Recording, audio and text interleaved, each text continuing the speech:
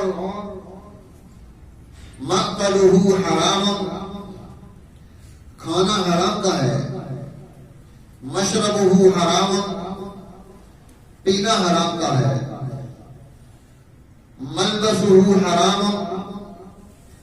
اس کا لباس اور پہننا حرام کا ہے۔ اللہ فرماتے ہیں فَأَنَّىٰ يُسْتَجَابُ لِذَٰلِكَ، اے میرے بندے،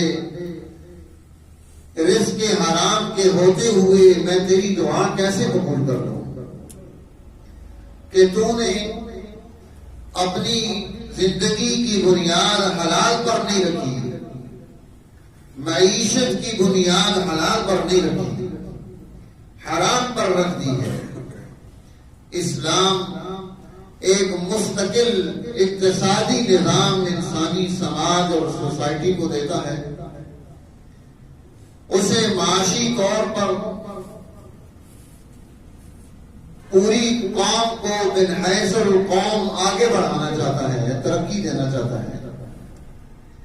اور اس نے اسی لیے دین اسلام نے جو لوگ کنز خزانہ بنا کر رکھتے ہیں، قرآن حکیم نے واضح طور پر یہ اعلان کیا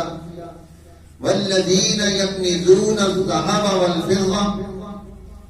جس نے سونے اور چاندی کو خزانہ بنا دیا، ولا ينفقونها فی سبیل اللہ، اور اسے اللہ کی مخلوق پر خرچ نہیں کیا، اللہ کے راستے میں نہیں دیا،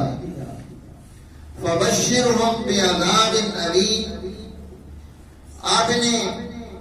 عذاب علیم کی خوشخبری سنا دیں۔ یوم یحمى علیہا فی نار جہنم،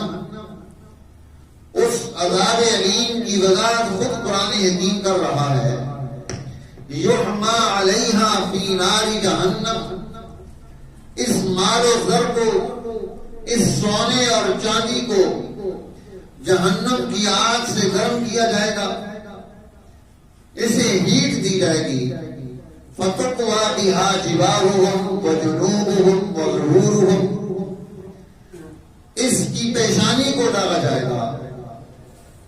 اس کی سائڈوں کو داغا جائے گا، اس کی پیٹھ کو داغا جائے گا،